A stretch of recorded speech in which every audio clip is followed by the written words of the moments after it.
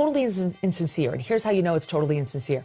Because if Caitlin Clark really felt uncomfortable in the spotlight as the newbie who's white, because white people didn't build the league, she wouldn't have said yes to being Time Magazine's Athlete of the Year. So either walk the walk or don't. But what you're doing here is trying to have it both ways. You're too cute by half, and you've managed to piss off your fan base. Go ahead and look at my Twitter feed and the comments under my tweet on this. She's lost thousands of fans, maybe more, as a result of this. And you will never appease the race bullies in the WNBA, ever, because you're too popular, you're too talented, and too white. What's going on, guys? So Megyn Kelly is absolutely correct here. Okay, shout out to based Megyn Kelly, okay, for speaking truth. You're never gonna appease these wokey wokes. Okay, so for those who don't know what the heck is even going on here, Caitlin Clark, basically the all-star player of the WNBA at this point, started out in college, was a clear superstar, got very quickly into WNBA, and was ruthlessly and viciously attacked and fouled over and over again by all these raging lesbians. So this woman is out here capping and basically being woke for the league. Okay, she made some statements about how she had privilege and how she wanted to uplift black players. It all sounded incredibly woke at a time when a lot of people are feeling like the woke mind virus has been partially defeated, seeing as how Trump just swept this 2024 presidential election. But I'm going to let you guys see some of Clark's follow-up comments. So there was an initial Time Magazine post. She's Athlete of the Year. Here is where she said she had privilege and wanted to uplift black players. She followed up in a subsequent interview where she effectively doubled down on this. Take a look. There's always going to be some negativity. And I feel like you have had to answer more questions than anybody about the intersectionality of race and gender and sexuality in sport because of just who you are, and you represent the growth of this thing. And even earlier today, Megyn Kelly, she was saying that you were apologizing for your white privilege and the fact that you wanted to uplift black female athletes and make sure that they were getting the shine, kind of like your pioneers were getting the shine that they deserved. And I just want to know how you feel or how you respond to some of those criticisms when you have to deal with something that it's really not your problem. Like, I feel like it's them looking in a mirror a little bit, but it still comes down on your shoulders. I feel like I always have had really good perspective on everything that's kind of happened in my life, whether that's been good, whether that's been bad. And then obviously coming to the WNBA, like I've said, I feel like I've earned every single thing that's happened to me over the course of my career. But also, I grew up a fan of this league from a very young age. Like, my favorite player was Maya Moore. Like, I know what this league was about. And like I said, like, it's only been around 25 plus years. So I know there's been so many amazing black women that have been in this league, and continuing to uplift them, I think, is very important.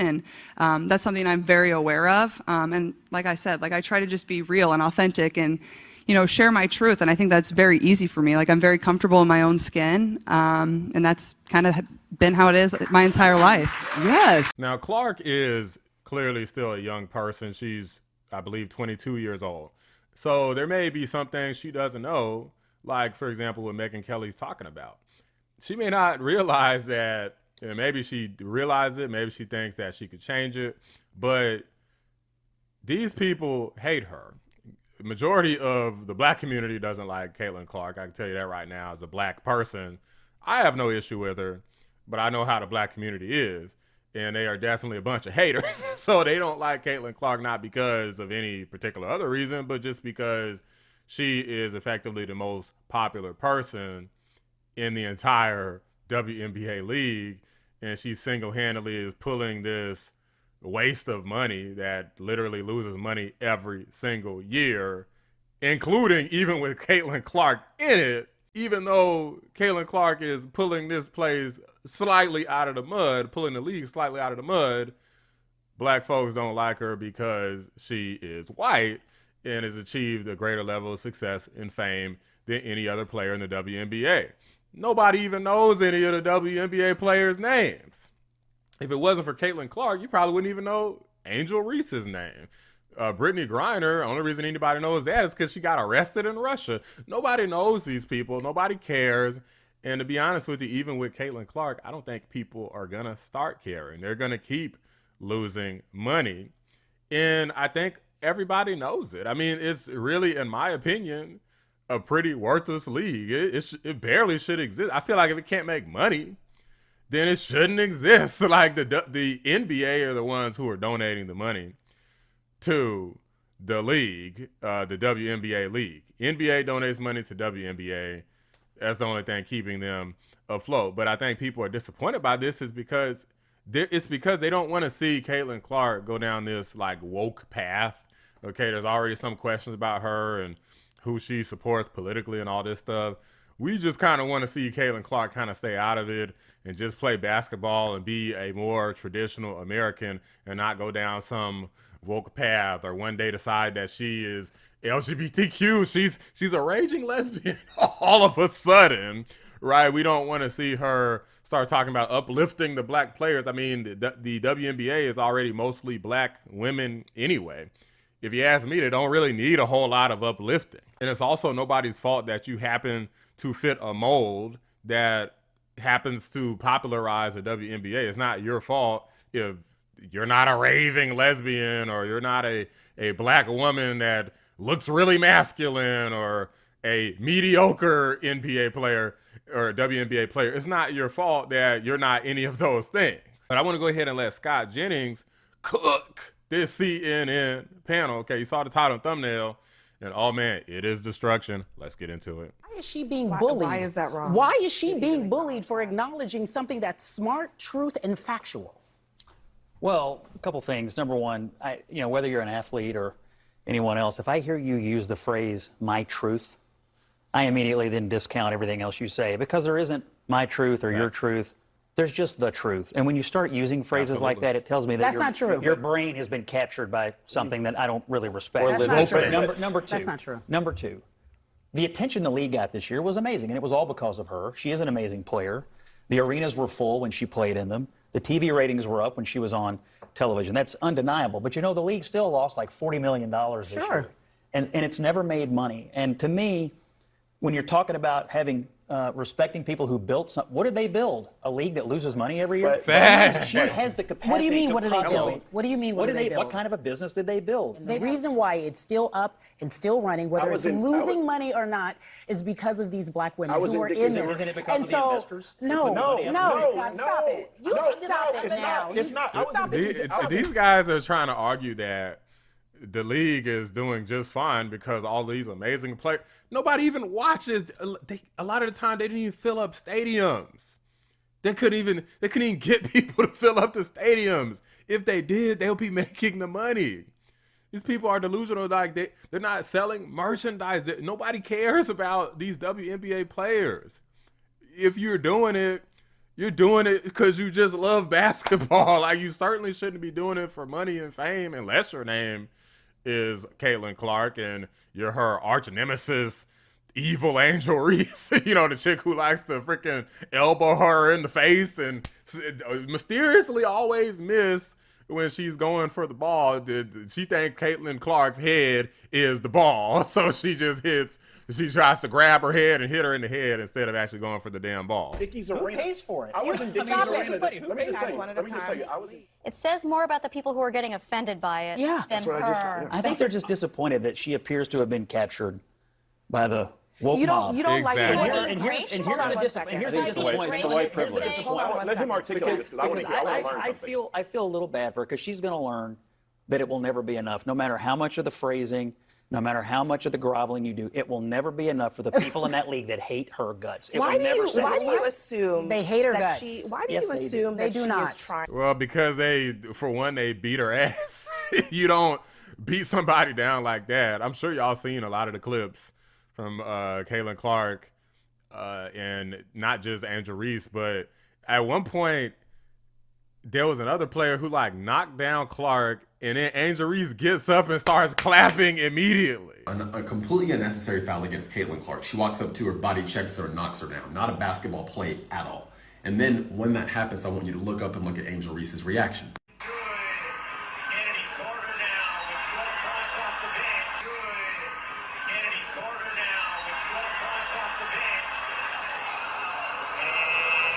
Angel Reese lit. We saw her body language. She's loving it. Up there clapping, standing up. She's with it. She was about it. And then tried to deny that they're trying to do something to Clark. These people are shameful. That's why a lot of people don't like Angel. Only, you know, bottom feeders and losers and stuff like that, you know, can just appreciate, oh, she's a black woman, I'm just gonna like that's not enough. To pander. Isn't it Because also, I hear the language. It's the language of the pander. I hear the phrase white privilege. Sports is the one place where nobody on the field has any privilege at all. She doesn't get extra points when she shoots because she's white. She gets the same number of points as anybody else. Sports is the great equalizer, and it just felt like to a lot of people that she was groveling for no reason because she is an amazing player who deserves all the accolades she's getting right now for doing what she's doing for women's basketball. Scott is spot on here. The only thing I'll say is that Caitlin Clark, again, she's young.